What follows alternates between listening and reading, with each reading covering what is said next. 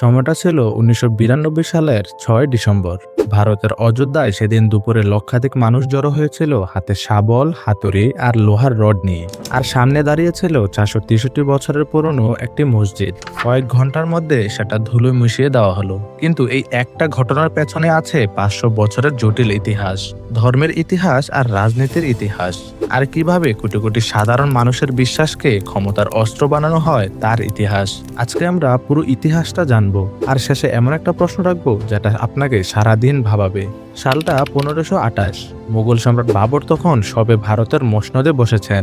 তার বিশ্বস্ত সেনাপতি মীর বাকি উত্তরপ্রদেশের একটা ছোট্ট শহরে একটা মসজিদ তৈরি করলেন। শহরের নাম ছিল অযোধ্যা, আর সম্রাটের নামে সেই মসজিদের নাম রাখা হয় বাবরি মসজিদ। লাল বেলে পাথরের দেয়াল, ৩টি বড় গম্বুজ আর ভেতরে বিশাল নামাজের জায়গা।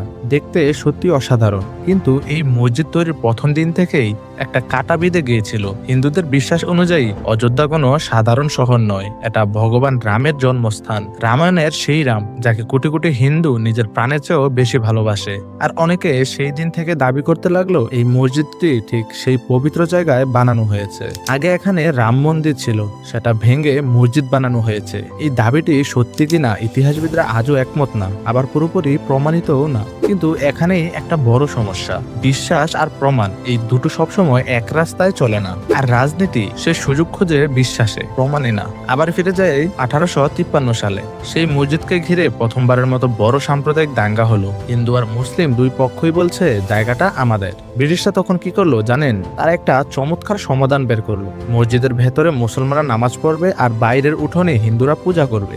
শুনতে ন্যায্য লাগছে, তাই না? আসলে এটা কোনো সমাধান ছিল না। ব্রিটিশদের পুরনো কৌশলটা মনে আছে? ডিভাইড অ্যান্ড রুল, ভাগ করো আর শাসন করো। এই দুই পক্ষকে এক হতে না দেয়া, তাদের মধ্যে একটা ক্ষত জিয়ে রাখো, যাতে তারা সারা জীবন একে অপরের দিকে তাকিয়ে থাকে, তোমার দিকে না। ব্রিটিশরা আগুন নেভায়নি, বরং আগুনটাকে সযত্নে ধিকি ধিকি জ্বালিয়ে রেখেছিল। তারপর ১৯৪৭ সাল, অবশেষে ব্রিটিশরা চলে গেল, নতুন ভারত জন্ম নিল। সংবিধানে লেখা হলো ভারত একটি ধর্মনিরপেক্ষ দেশ, এখানে সব ধর্মের মানুষ সমান। সবাই ভাবলো এবার হয়তো পুরনো ক্ষতটা সারবে।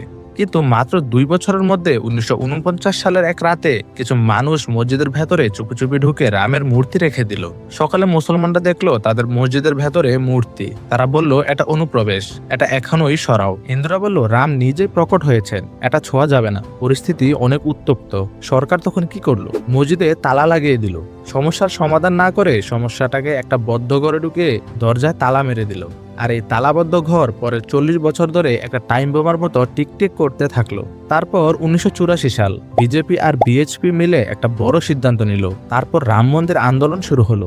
লালকৃষ্ণ আদবানি বের করলেন বিখ্যাত রথযাত্রা। তিনি একটা সাজানো রথে চড়ে পুরো ভারত চষে বেড়ালেন। পথে পথে লক্ষ লক্ষ মানুষ জড়ো হলো। আবেগ তৈরি হলো, সাথে উত্তেজনাও তৈরি হলো। বার্তা একটাই, অযোধ্যায় রাম মন্দির বানাতে হবে।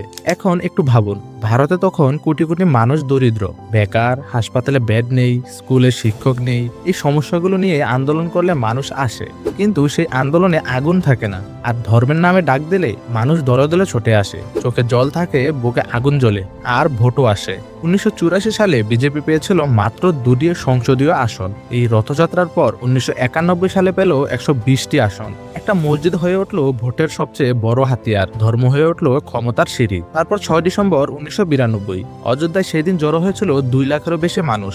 নেতারা বলেছিলেন শান্তিপূর্ণ সমাবেশ হবে, কিছুই হবে না। কিন্তু দুপুরের পর ভিড় হঠাৎ নিয়ন্ত্রণের বাইরে চলে গেল। কেউ একজন উঠলো উপরে, তারপর আরেকজন, শাবল উঠলো, হাতুড়ি উঠলো, আর মাত্র কয়েক ঘন্টায় ৪৬৩ বছরের পুরনো বাবরি মসজিদ ধুলোয় মিশে গেল। এরপর পুরো ভারতে দাঙ্গা ছড়িয়ে পড়লো। এই দাঙ্গায় ২০০০-এরও বেশি মানুষ মারা গেল। এরপর শুরু হলো দীর্ঘ আইনি লড়াই। অবশেষে ২০১৯ সালে ভারতের সুপ্রিম কোর্ট ঐতিহাসিক রায় দিল।